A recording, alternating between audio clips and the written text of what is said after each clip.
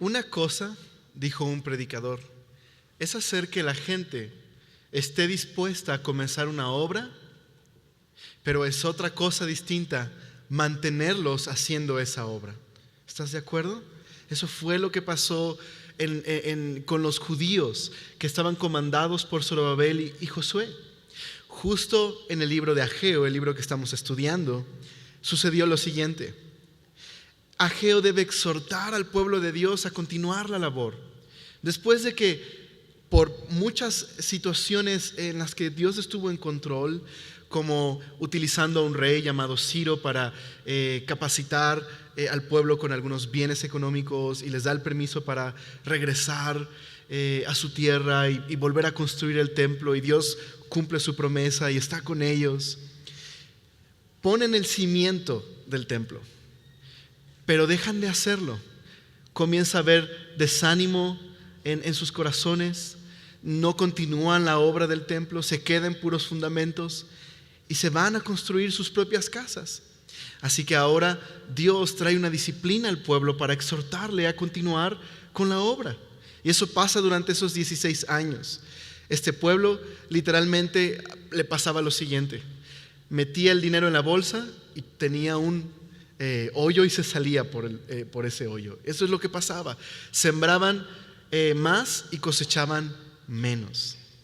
Dios estaba trayendo una disciplina para recordarles lo importante que era reconstruir el templo. ¿Por qué era importante? Bueno, era importante porque no solamente era una señal de cómo Dios había cumplido sus promesas y cómo había sido fiel al traer al pueblo de regreso a su tierra, y eso era un testimonio para todas las naciones, sino que el templo era el centro de la vida nacional del pueblo de Israel. Era la casa de Dios, era el lugar donde podían encontrarse con Dios. El centro de la adoración, era el centro de la vida del pueblo, era el corazón del pueblo. Por eso era tan importante reconstruir el templo. Así que 16 años después, Ageo prepara una serie de mensajes para animar al pueblo a que tengan manos en la obra y regresen otra vez a reconstruir este templo y la adoración pueda ser el centro de sus vidas. Por eso el mensaje de hoy se llama ánimo, manos a la obra. Sin duda alguna Dios estaba haciendo una obra con su pueblo y quería animarlos a que continuaran, y les promete estar con ellos, darles su espíritu y capacitarlos para terminar esta obra. Creo que es una gran historia. ¿Por qué no oramos para comenzar a estudiar Ageo capítulo 2 y terminar este maravilloso libro? Gracias, Señor, por tu amor y por tu misericordia. Permítenos ver cómo, Señor, tú animaste al pueblo, tu pueblo, Señor, a regresar a la prioridad principal, reconstruir este templo para poder regresar al centro de la vida nacional, a la adoración, al corazón de la adoración, Señor. Permítenos hoy, mientras leemos esta historia, el ser exhortados, Señor, también a continuar en la obra que tú nos has llamado, Señor, y a tener ánimo en ti, fortaleza en ti, a confiar y depender de tus recursos, Señor, mientras tú trabajas con nosotros, Señor, y nos limpias. Prepáranos, Señor, prepara nuestro corazón para escuchar tu palabra. Te lo pedimos en el nombre de Jesús. Amén. En el capítulo 2 de Ageo prepara 3 mensajes para exhortar y animar al pueblo a terminar la labor. Les dice: ánimo, manos a la obra, y lo hace de esta manera. Primero hace una comparación, luego les exhorta porque hay contaminación, y luego les promete que habrá una coronación. Comparación, contaminación y coronación. Es el énfasis de este pasaje. Comencemos con el versículo 1 del capítulo 2. Del 1 al 9 vemos este tema. Hay una comparación que Ageo hace, o mejor dicho, que aquellos que son de la vieja escuela, de la vieja guardia, están haciendo respecto al nuevo templo. Y entonces Ageo manifiesta esta comparación para exhortarles a confiar en el Señor. Dice el verso 1: en el mes séptimo, a los 21 días del mes, vino palabra de Jehová por medio del profeta Ageo diciendo: Habla ahora a Zorobabel, hijo de Salatiel, gobernador de Judá, y a Josué, hijo de Josadac, sumo sacerdote, y al resto del pueblo diciendo: ¿quién ha quedado entre vosotros que haya visto esta casa en su gloria primera, y como la veis ahora? ¿No es ella como nada delante de vuestros ojos? Pues ahora, Zorobabel, esfuérzate, dice Jehová. Esfuérzate también, Josué, hijo de Josadac, sumo sacerdote, y cobrad ánimo, pueblo todo de la tierra, dice Jehová, y trabajad, porque yo estoy con vosotros, dice Jehová de los ejércitos. Según el pacto que hice con vosotros cuando salisteis de Egipto, así mi espíritu estará en medio de vosotros. No temáis, porque así dice Jehová de los ejércitos: de aquí a poco yo haré temblar los cielos y la tierra, el mar y la tierra seca, y haré temblar a todas las naciones, y vendrá el deseado de todas las naciones, y llenaré de gloria esta casa, ha dicho Jehová de los ejércitos. Mía es la plata, mío es el oro, dice Jehová de los ejércitos. La gloria postrera de esta casa será mayor que la primera, ha dicho Jehová de los ejércitos. Y daré paz en este lugar, dice Jehová de los ejércitos. ¿Notas el énfasis en cómo Dios está hablando y exhortándoles y diciéndoles, les está arengando? Dice Jehová de los ejércitos: yo lo he dicho, les digo a ustedes, te digo a ti, Josué, te digo a ti, Zorobabel, y les digo a ustedes, pueblo. Dios está animándoles: hey, manos a la obra. Ahora, es muy interesante que se nos dice las fechas en las que fueron estos mensajes. Deliberadamente parece ser que Dios escogió hablar al pueblo en estas fechas. ¿Por qué razón? Bueno, primero déjame decirte cuál era el desánimo del pueblo, y ahora te vas a dar cuenta por qué era tan relevante el que Ageo diera este mensaje en esta fecha. ¿Cuál era el desánimo del pueblo?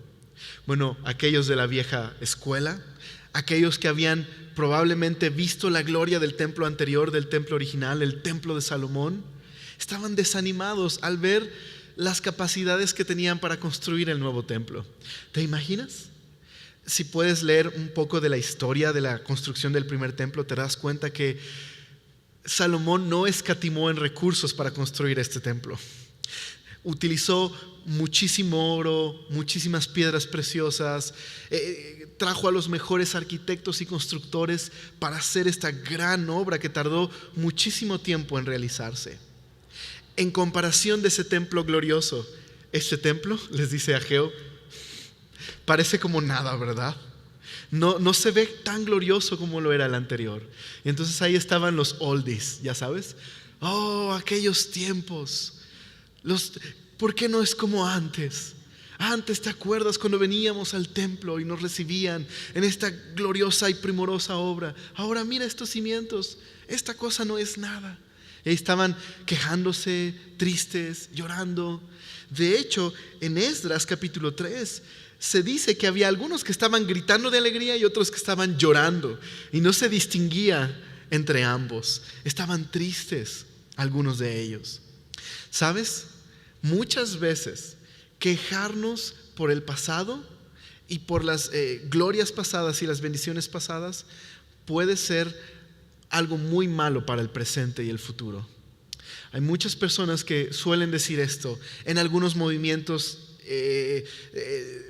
denominaciones que son importantes, cuando sobre todo tienen muchos años, de movimientos que tienen alrededor de 20, 30 años, suele decir algunas personas: oh, ¿te acuerdas de los primeros años? Cuando la gente venía y todos nos saludábamos y éramos poquitos, y qué glorioso, ahora nadie se saluda, nadie te dice hola. Se están quejando todo el tiempo de cómo no es como antes. Suele suceder. Algunas personas también dicen: mira la iglesia cómo está ahora en esta época.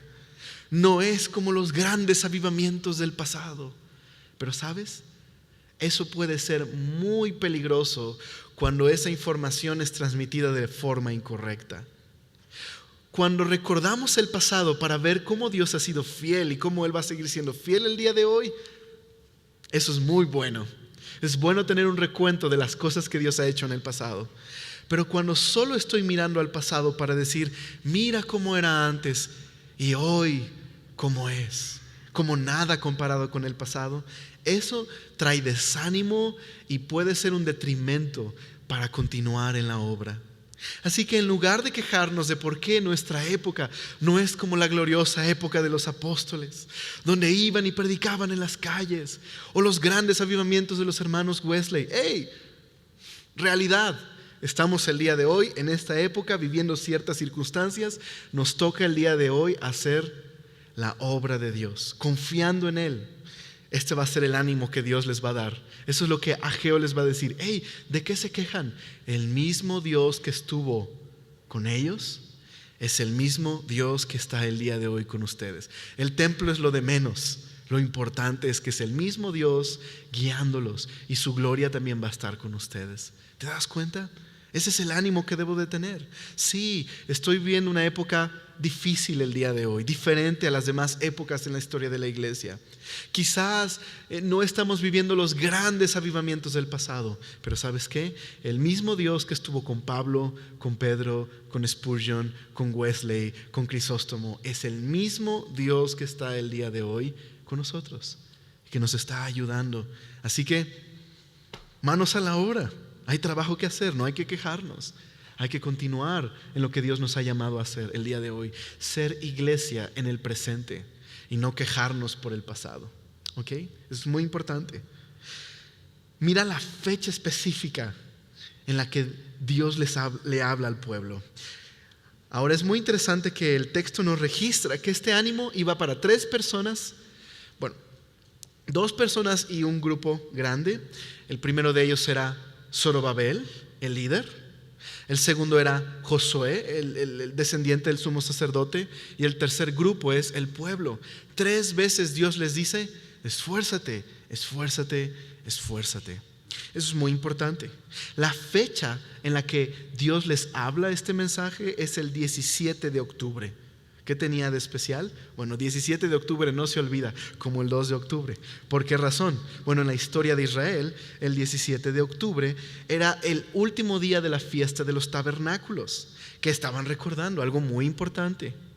Estaban recordando cómo Dios les había bendecido en el desierto y los había cuidado durante su peregrinaje en el desierto, y les había dado agua de una roca y les había dado pan del cielo. Estaban recordando eso y adorando a Dios. Pero también era la fecha en la que Salomón consagró el primer templo a Dios. Y la gloria de Dios descendió a ese templo de tal manera que se llenó de humo y ni siquiera podían entrar los sacerdotes a ministrar al pueblo. Ese mismo día que Salomón consagró el templo, este mismo 17 de octubre, más adelante, Dios les dice: manos a la obra, dejen de quejarse, ánimo, yo estoy con ustedes como estuve con Salomón, yo estoy con ustedes como estuve con Moisés. Ese es el ánimo de Dios, ese es el énfasis. De hecho, Dios había prometido estar con ellos. Aun cuando este edificio no tenía el esplendor del templo de Salomón, seguía siendo la casa de Dios, la casa del mismo Dios que estuvo con Salomón. Era su plan, se trataba de su gloria, y podemos aprender esto. Los tiempos cambian, pero Dios es el mismo y su gloria es la misma meta. Ese es el ánimo que Dios quiere darles. Así que ya vimos cuál fue el desánimo. Ahora veamos qué es lo que Dios dice para animarles. Dios les va a prometer 5 cosas que va a animar al pueblo a regresar a la obra. Así que Dios les da primero 3 comandos. El primero de ellos es: esfuérzate. El segundo de ellos es: trabaja. Y el tercero es: no temas. 3 instrucciones precisas. Esfuércense, trabajen y no tengan miedo. Pero aparte de esas 3 instrucciones, Dios les va a dar 5 promesas. Las vamos a ver en un momento. Así que Dios los anima, les dice: no tengan miedo, yo estoy con ustedes. Primero les promete su presencia. Mira lo que dice el capítulo 2, versículo número 4. Pues ahora Zorobabel, esfuérzate, dice Jehová, esfuérzate también, Josué, hijo de Josadac, sumo sacerdote, y cobrad ánimo. Esto es: esfuérzate, pueblo todo de la tierra, dice Jehová, trabajad. ¿Por qué razón? Porque yo estoy con vosotros, dice Jehová de los ejércitos. ¿Crees que es un buen ánimo decirte: Dios está contigo, que Él prometa su presencia. Específicamente, la promesa de la presencia de Dios tenía que animar al pueblo a continuar con la obra. Ahora, al ser la fiesta de los tabernáculos, probablemente estaban leyendo el libro de Deuteronomio. Cuando llegaran al capítulo 31, tendrían que acordarse que Dios, a través de Moisés, le dijo a Josué y al pueblo 3 veces: esfuérzate, esfuérzate, esfuérzate. También en el libro de Josué, en el capítulo 1 y más adelante, les dice a Josué: esfuérzate, esfuérzate y esfuérzate. Y luego también David a su hijo Salomón, cuando le encarga la construcción del primer templo, 3 veces le dice en Crónicas: esfuérzate, esfuérzate, esfuérzate. Así que no creo que es casualidad que Dios les esté diciendo 3 veces: esfuérzate, esfuérzate, esfuérzate. No es un ánimo sin ninguna base. A veces la gente, cuando estamos tristes, nos quiere animar, pero no hay ninguna base para animarse. De pronto nos dicen: mírate al espejo, sonríe y di: yo puedo. Pero esa no es una muy buena base para animarte en el día. Pero ¿cuál era la base por la cual Dios estaba animando al pueblo? La base era la siguiente: había prometido su presencia y había testimonio en el pasado de que Dios había estado con ellos. Lo estuvo con Moisés, estuvo con Josué y ahora estaba también con ellos. Esfuércense, les dice. La razón de por qué debería esforzarse este pueblo es la siguiente: yo estoy con ustedes. Eso debería ser suficiente para ellos. Dios promete estar con ellos. Me recuerda muchísimo a lo que Jesús le dijo a sus discípulos antes de subir al cielo. ¿Recuerdas? Les dio también una gran obra, la gran comisión: vayan y hagan discípulos en todas las naciones. Enséñenle todo lo que yo les he enseñado, que lo guarden. He aquí, yo estoy con ustedes todos los días hasta el fin del mundo. No puede haber mejor ánimo para un cristiano que este: yo estoy contigo. Isaías dice como promesa: no te dejaré ni te desampararé. Yo estoy contigo. Y Dios quiere animarnos el día de hoy. Hoy puedo confiar en Él. Hoy puedo confiar en mi caminar con Cristo. Mientras camino con Dios y le sirvo en la iglesia, Dios nos dice: hey, yo estoy con ustedes. ¿Qué piensas de este ánimo? ¿Crees que es suficiente como para retomar fuerzas y continuar? Yo creo que sí. Yo estoy contigo es una gran promesa. David Guzik, citando a un hombre llamado Baldwin, dice lo siguiente: lo que le faltaba al pueblo era una insatisfacción con las cosas como estaban en ese momento y un deseo consecuente por actuar. El problema es que el pueblo estaba cómodo con su situación. El cimiento estaba puesto, pero no había más construcción. Cada uno estaba preocupado por sus propias cosas. Sabían que las cosas no estaban bien, pero no había una insatisfacción por cómo estaba la situación actual. Necesitamos este recordatorio. Debemos estar insatisfechos por nuestra situación actual. Déjame explicarlo bien. Tengo que estar satisfecho con el hecho de que soy salvo, Cristo vive en mí, estoy completo en Él. Debo estar satisfecho. Pero aunque eso es una realidad y ya no soy lo que era antes, en el pasado, todavía no soy lo que he de ser. Y en ese sentido tiene que haber una insatisfacción, porque Dios continúe su obra en mi vida.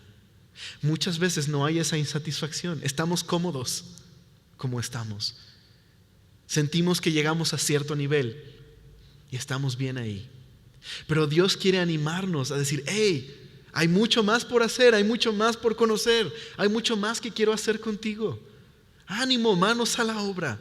Yo estoy contigo. Cuando hay esa insatisfacción, la acción va a continuar. ¿Qué más hizo Dios? No solamente les promete su presencia, les recuerda su pacto. Eso hace el Señor.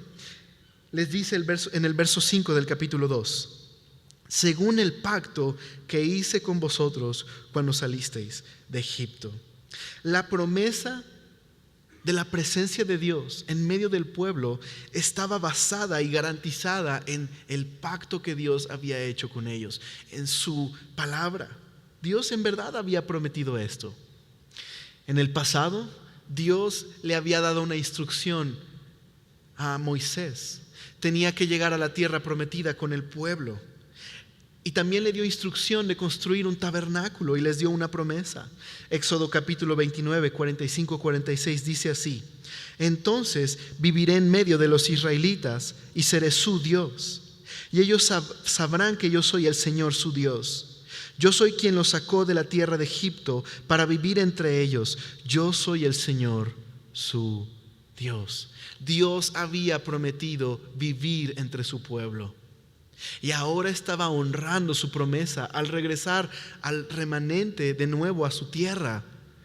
Y quería que el pueblo construyera el templo. Y entonces Dios habitaría entre ellos. ¿Sabes? Dios estaba honrando su pacto. Dios es un hombre de palabra, por decirlo de una manera. ¿Me explico? Dios cumple lo que dice. Él es fiel. Y Él dijo que habitaría con ellos, les prometió su presencia, y eso estaba ocurriendo. La presencia de Dios estaba con ellos. Básicamente, el repetir el pacto, el recordar el pacto, era decir lo siguiente: el mismo Dios que hizo grandes cosas en el pasado, estaba con ellos en el presente. Tengan ánimo. Una siguiente promesa es que Dios les enviaría su Espíritu. No solo les prometió su presencia, no solo les recuerda su pacto, les envió su Espíritu. Y dice aquí, el verso 5 también: así mi Espíritu estará en medio de vosotros, no temáis. Así que está vinculada a la promesa de Dios, el pacto de Dios y su Espíritu enviado al pueblo para habitar en medio de ellos. En pocas palabras, el mismo Espíritu que estuvo con Moisés para guiar al pueblo es el mismo Espíritu que estaba con ellos para ayudarles en la construcción del templo. Zacarías, otro profeta, era contemporáneo también de Ageo, y él le daría una palabra de parte de Dios a Zorobabel. Le diría lo siguiente: no es con fuerza ni con poder, sino con mi Espíritu, dice Jehová de los ejércitos. Era muy importante la presencia de Dios en medio del pueblo, porque era a través de su Espíritu que ellos tendrían la fuerza necesaria para terminar esta obra. ¿Qué nos enseña esto? Hasta el día de hoy el Espíritu Santo es necesario en la vida del creyente. Para poder vivir la vida cristiana necesito a su Espíritu. Para poder hacer iglesia necesito su Espíritu. Ahora, algo muy interesante es que, si te das cuenta, el Espíritu Santo estaba en medio de ellos. Es interesante porque en el antiguo pacto el Espíritu estaba en medio del pueblo, pero bajo el nuevo pacto, en el Nuevo Testamento, el Espíritu Santo vive dentro de nosotros. Déjame hacerte una pregunta. En tu vida diaria, en la totalidad de tu vida como cristiano, ¿estás dependiendo del poder del Espíritu Santo día con día? ¿Estás caminando con Dios dependiendo de su Espíritu? ¿Estoy caminando con el Señor dependiendo del poder de su Espíritu? A.W. Tozer, citado por Warren Wiersbe, dijo algo muy interesante: si Dios fuera a retirar su Espíritu del mundo, mucho de lo que hacemos en las iglesias seguiría como si nada, y nadie notaría la diferencia. Oh, puedes pensar eso un segundo. Muchos cristianos viven dependiendo tanto de su poder que si simplemente el día de hoy Dios se retirara su Espíritu, ni cuenta se darían. Wow. Necesitamos depender del poder del Espíritu Santo, de los recursos de Dios. Necesito de su capacidad día con día. No solamente promete enviarles al Espíritu Santo, sino que también les da una promesa específica. Les promete darles un Mesías y darles paz. Les da esta promesa. Dice el versículo número 6. Porque así dice Jehová de los ejércitos: de aquí a poco yo haré temblar los cielos y la tierra, el mar y la tierra seca, y haré temblar a todas las naciones, y vendrá el deseado de todas las naciones, y llenará de gloria esta casa. Así ha dicho Jehová de los ejércitos. Mía es la plata, mío es el oro, dice Jehová de los ejércitos. La gloria postrera de esta casa será mayor que la primera, ha dicho Jehová de los ejércitos. Les da una promesa. ¿Cuál es la promesa? Les promete que vendrá la gloria y que el templo llegará a la gloria de Dios y que su gloria será mucho mayor en este templo que en el pasado. Pero luego les dice que la gloria postrera del templo también será mayor. Es muy interesante. No solo vendrá la gloria y este templo recibirá gloria, sino que hay un templo que recibirá una gloria mayor. Ese templo postrero, esa gloria postrera será mayor que el primero. ¿Qué está diciendo aquí? Bueno, es muy interesante que Herodes reconstruyó el templo. Podrías decir que quitó el templo de Zorobabel para ampliarlo y construir un mucho mayor templo, pero los judíos consideraban todavía ese templo como el segundo templo. Es muy interesante, porque Jesucristo mismo visitó ese templo y adoró a Dios en ese templo. En verdad, ese templo recibió más gloria que el primer templo. Jesús nunca estuvo en el templo de Salomón. Y con todo y que la gloria de Dios estuvo ahí, Dios mismo, hecho hombre, visitó este segundo templo. Así que Dios cumplió su promesa en este sentido. Es muy interesante esto. Por otro lado, habla de una profecía en el futuro. No solamente cuando Cristo entraría a este templo, sino un poco más a futuro, con otro templo. Ahora, si notas ahí, dice el verso 7 que haría temblar a las naciones y vendría el deseado de las naciones. Este texto es citado por el escritor de Hebreos en el capítulo 12 de Hebreos y hace referencia a la venida de Cristo.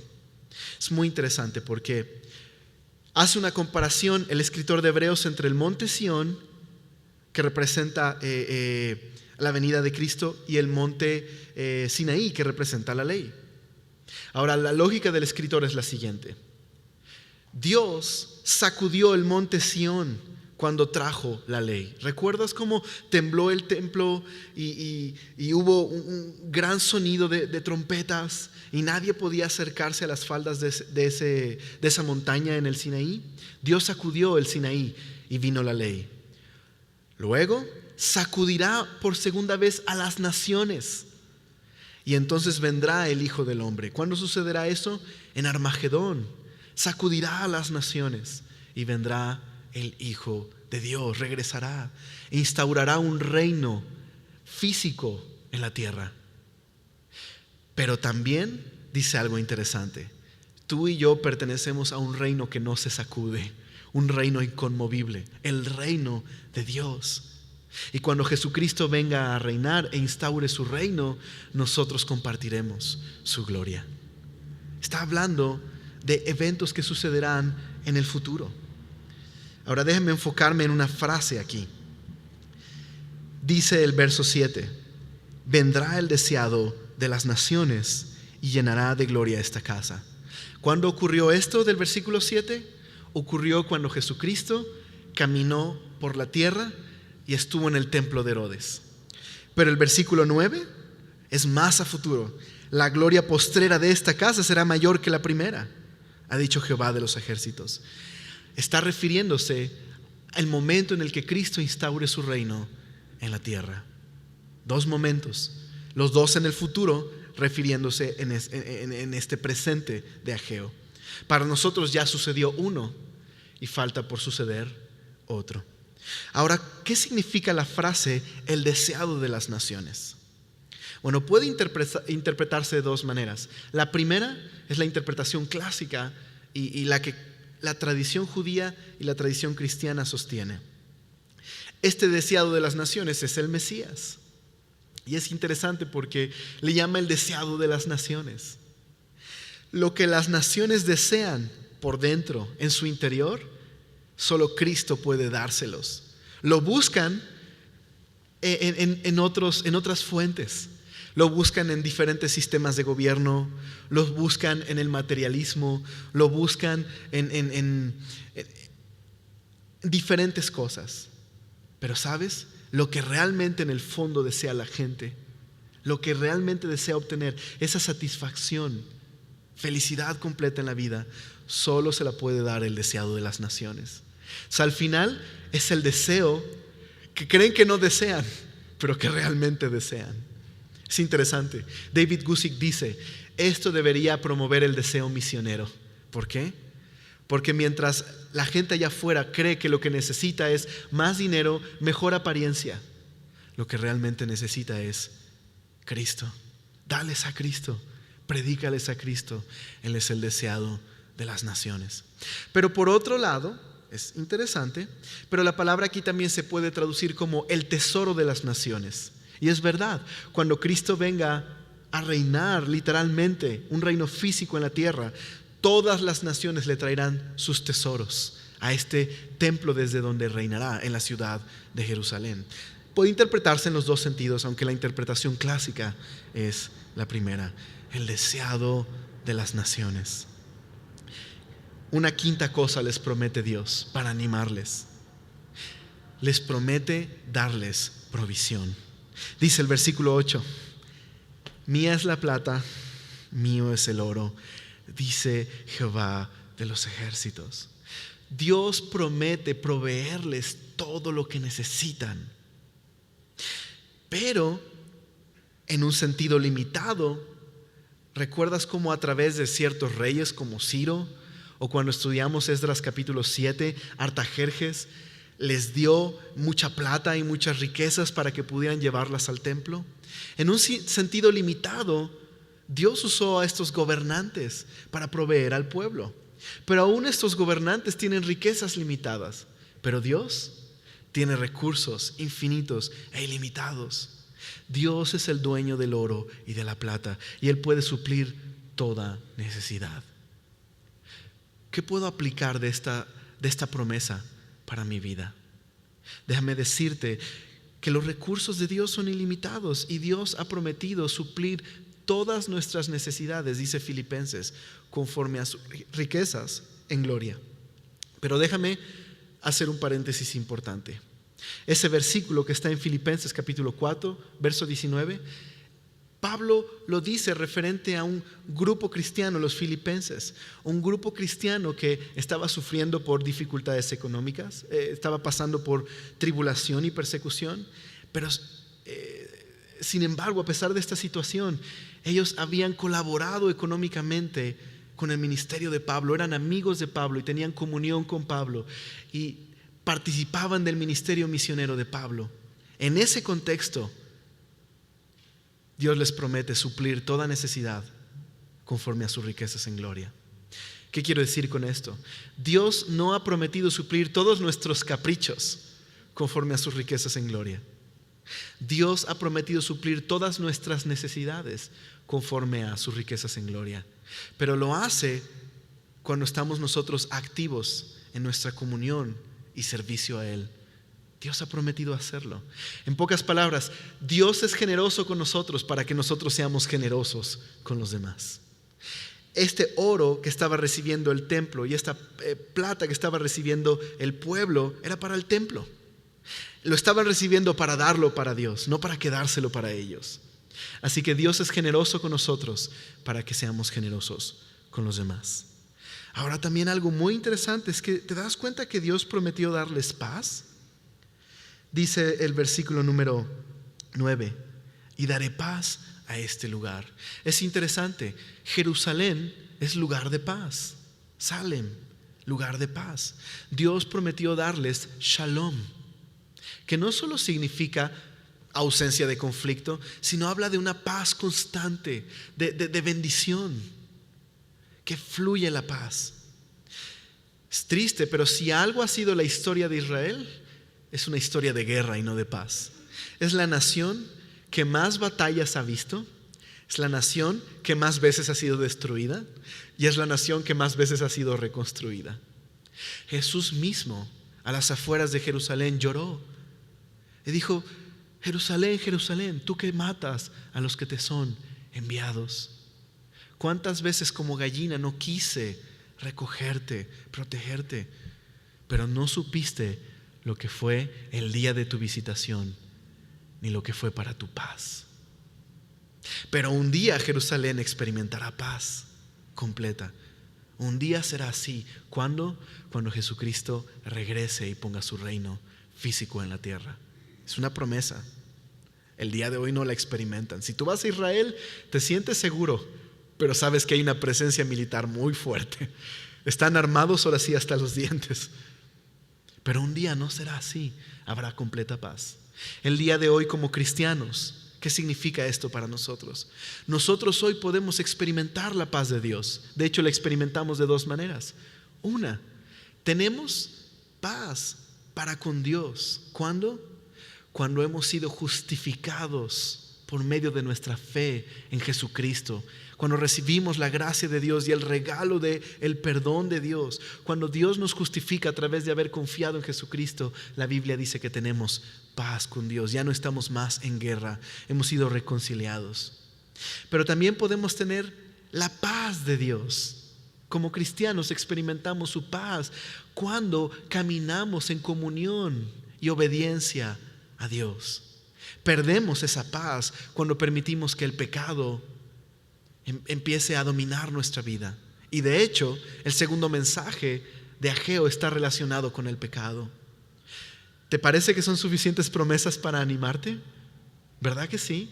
Por eso Dios les dice: ánimo, manos a la obra. Mi presencia, mi pacto, mi espíritu, mi promesa, mi paz, mi espíritu. Es suficiente. Es suficiente. El segundo mensaje de Ageo es contaminación. Y este mensaje se desenvuelve a través de algunas preguntas que Ageo hace. Dice el versículo 10: a los 24 días del mes noveno, en el segundo año de Darío, esto es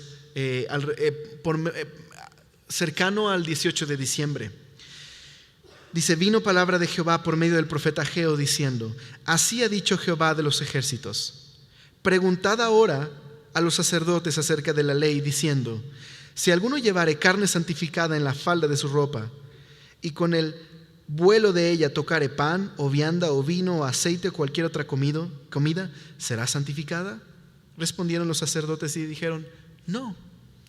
En Levítico tenemos las instrucciones de cómo el pueblo tenía que sacrificar los alimentos.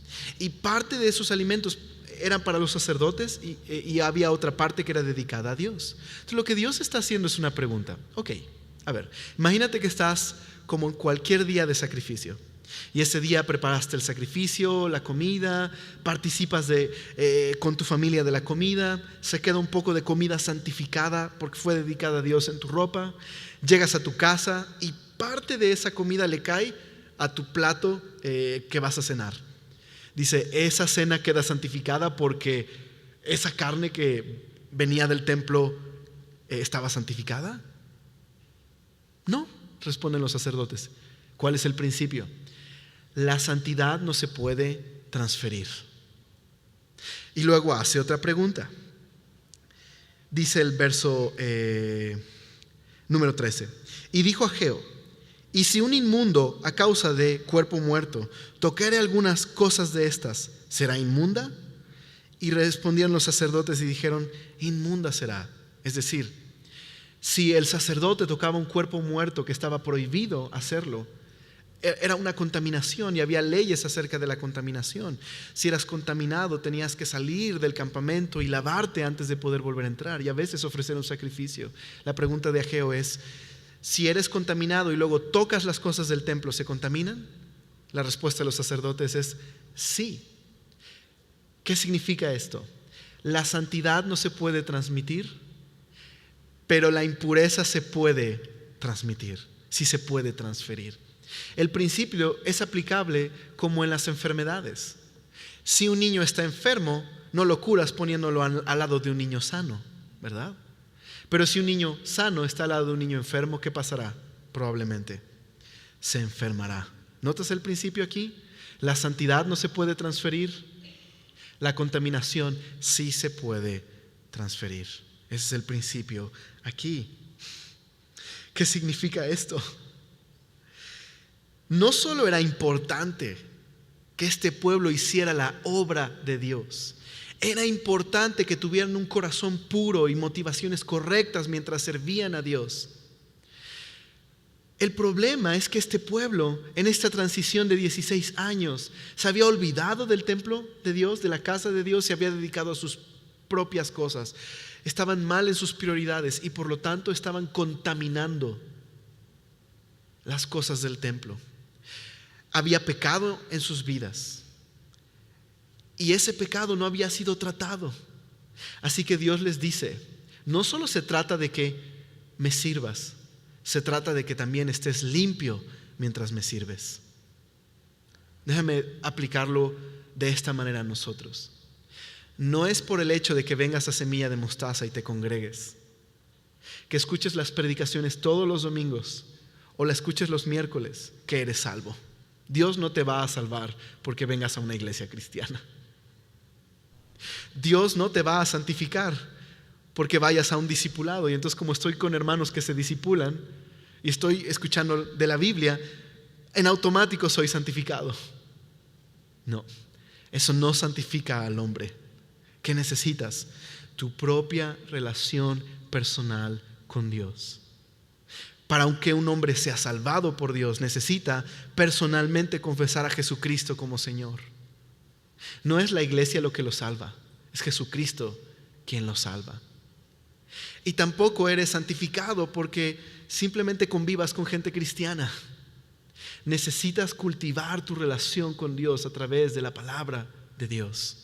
Es muy importante. No se transfiere la santificación. Oiga, pastor, páseme tantito, ¿no? Al contrario, el pecado se puede esparcir. Cuando una persona no ha tratado con un pecado en su vida, puede contaminar a otros. ¿Te das cuenta de lo que Dios está diciendo aquí? Ahora hace un recuento de la historia pasada y les dice, acuérdense que hubo una disciplina porque ustedes tenían motivaciones incorrectas. Dice el versículo número 14. Respondió Ageo y dijo, así es este pueblo y esta gente delante de mí, dice Jehová, y asimismo toda obra de sus manos y todo lo que aquí ofrecen es inmundo. Una traducción dice, lo que ofrecen es inmundo porque ellos mismos están contaminados.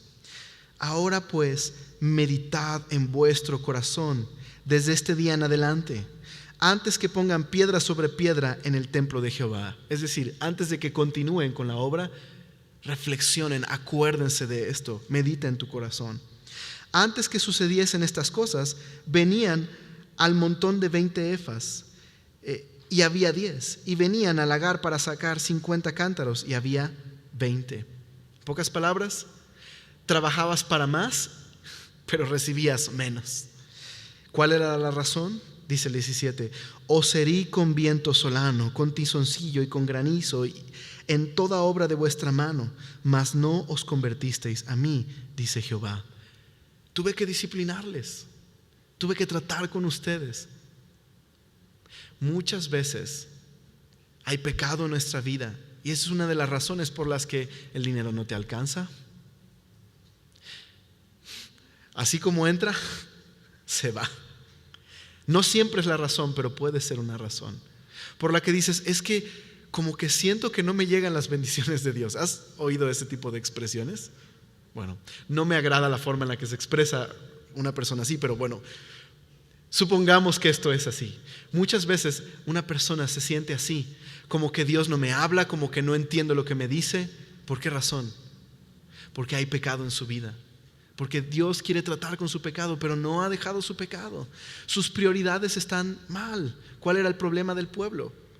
Dios les había regresado a Jerusalén para restaurar la adoración, pero ellos estaban muy preocupados por su casa.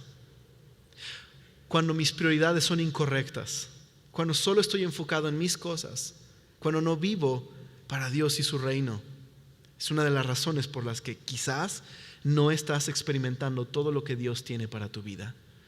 Es como si Dios les dijera, muchachos, quiero bendecirlos, Es mi deseo bendecirlos, pero no puedo hacerlo en el estado en el que están. Tienen que arrepentirse primero para que fluya la bendición. Muchas personas se pierden en su vida de todo lo que Dios tiene para ellos porque son personas egoístas que solo están enfocadas en sí mismas, o permiten pecados en su vida que les debilita, que está minando su relación con Dios. ¿Es este tu caso? Medítalo un segundo. De hecho, no te lo digo yo, te lo dice el Señor. Medita esto en tu corazón. ¿Hay pecado en tu vida que tienes que resolver? ¿Qué quiere Dios que hagas? Que te arrepientas. Dice el 18: meditad pues en vuestro corazón desde este día en adelante, desde el día 24 del mes noveno, desde este día que se echó el cimiento del templo de Jehová. Meditad pues en vuestro corazón. ¿No está aún la simiente en el granero, ni la vid, ni la higuera, ni el ganado, ni el árbol de olivo ha florecido todavía? ¿Qué es lo que Dios les está diciendo? Hey, ¿ya tienen una cosecha lista? El pueblo diría: no, es diciembre, apenas estamos sembrando. Dios dice: no se preocupen, les aseguro que vendrá la cosecha, los voy a bendecir. ¿Por qué? Porque el pueblo había tratado su contaminación, había tratado su pecado. Cuando pecamos, se rompe nuestra relación con Dios y nos perdemos de todo lo que Dios quiere hacer con nosotros. Cuando nos arrepentimos, Dios nos bendice. Ese es el mensaje de la contaminación.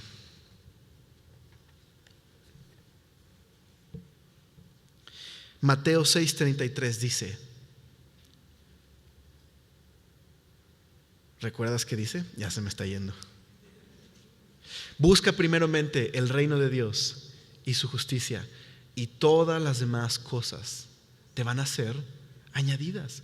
Lo que Dios te está diciendo es: búscame con las motivaciones correctas, búscame con un corazón puro.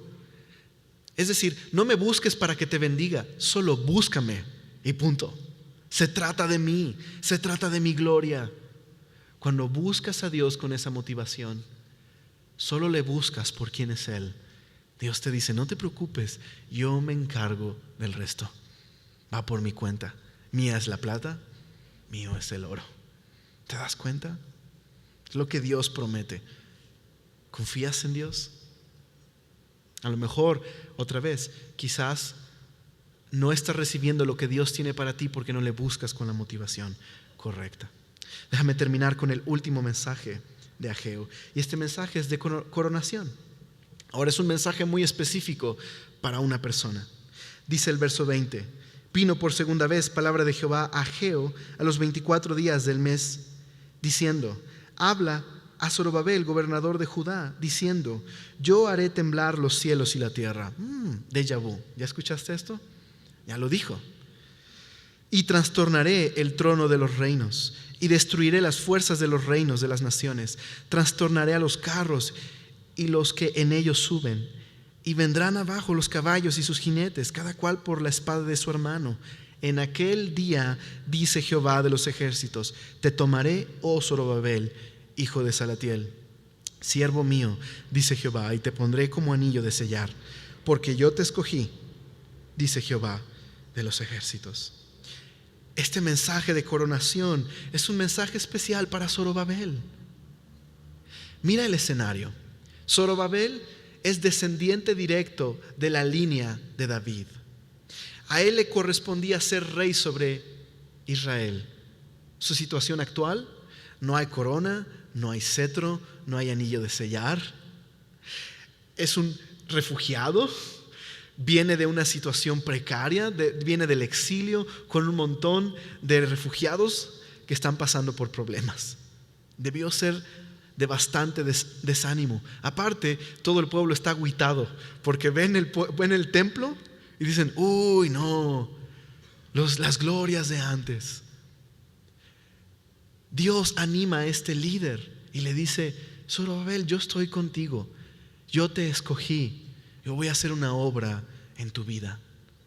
Los líderes necesitan ánimo también. No es fácil el liderazgo. Es muy difícil guiar a las personas.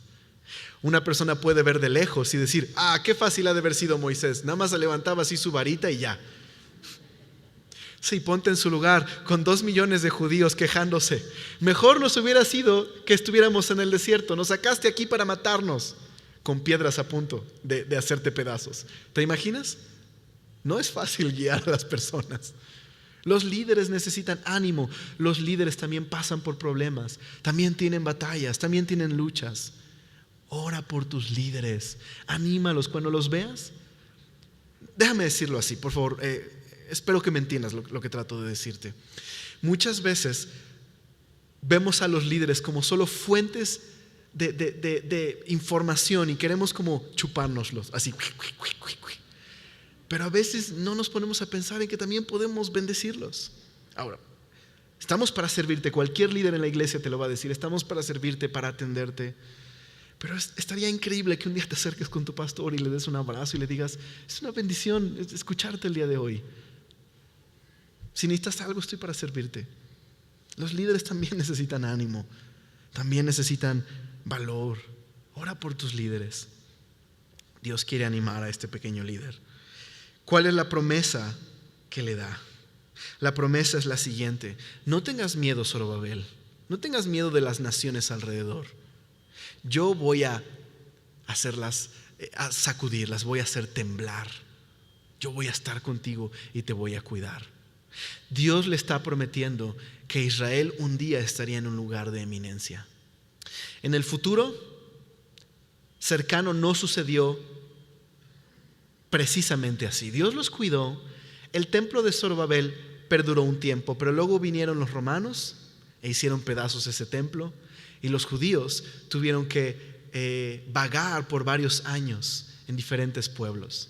Pero Dios cumplió su promesa y el 14 de mayo de 1948 Dios los regresó a su tierra.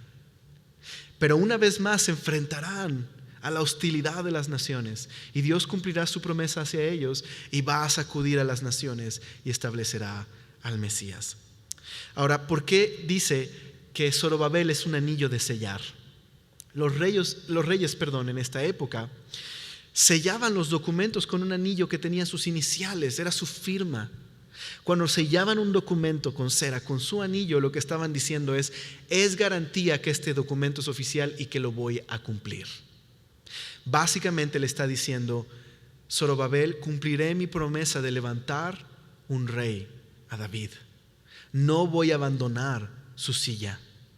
Y ese rey sería Jesucristo. Es interesante notar que cuando los judíos se fueron en el exilio a Babilonia, Dios maldijo el linaje de David. ¿Lo recuerdas?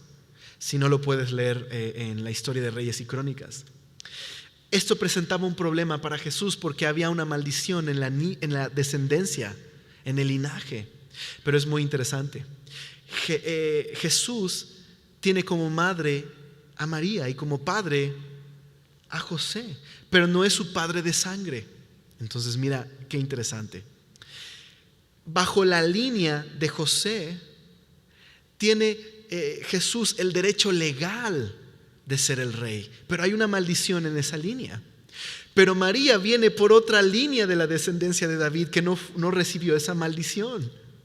Y Jesús es del linaje sanguíneo también de David, pero por otra vertiente. De esa manera, Jesús tiene el derecho de reinar, tanto en sangre como el derecho legal, porque es de la descendencia de José. En verdad, Dios cumplió su promesa y le levantó rey a David. ¿Cómo? Jesús resucitó de los muertos y el día de hoy vive y un día vendrá a reinar. ¿Te parece increíble esto? Ánimo, manos a la obra. Hay cosas que hacer. Déjame decirte 4 principios que creo que son importantes de esta lección. Número 1, confía en las promesas de Dios. Dios ha prometido darte su espíritu, estar contigo, guiarte. Hay muchas promesas en la Biblia de las cuales puedes apropiarte para la vida cristiana. Confía en el Señor, Él ha prometido ser tu proveedor. Número 2, busca una pureza constante. Todos los días ven a la palabra de Dios, que es como agua, y límpiate en el agua de la palabra. Si hay pecado en tu vida que está estorbándote de recibir todo lo que Dios tiene para ti, ven a ella para que seas limpio. Dios te invita al arrepentimiento, te dice: estemos a cuenta, ven, confiesa tu pecado. El día de hoy lo puedes hacer. No te pierdas de todo lo que Dios tiene para ti. 3, descansa, apóyate en el poder de su Espíritu. Dios vive dentro de ti. El mismo poder que levantó a Jesucristo de entre los muertos es el mismo poder que vive en nosotros y nos ayuda a caminar con Dios. 4, revisa tus prioridades. Que Dios sea el número 1 en tu lista. Y no es: Dios, tú eres el 1 para que me bendigas. Eres el deseado de las naciones. ¿Qué más puedo desear en la vida? Te tengo a ti. Nada deseo fuera de ti en la tierra. Eres lo más precioso que tengo. Gracias por salvarme. Eres el deseado de las naciones. Estaba perdido y me salvaste. ¿Qué más quieres en la vida? Dios mismo vive en ti. Ha perdonado tus pecados. ¿Ok? Si ha de haber avivamiento en nuestras vidas, todos estos elementos deben de estar: prioridades, su espíritu y pureza. Con un avivamiento siempre viene una mayor conciencia de la santidad de Dios. Con un avivamiento viene una mayor conciencia de la santidad de Dios. Él es santo. Pero también viene una conciencia de nuestra propia pecaminosidad. No soy digno. Pero también viene una conciencia de que Él ha resuelto el problema.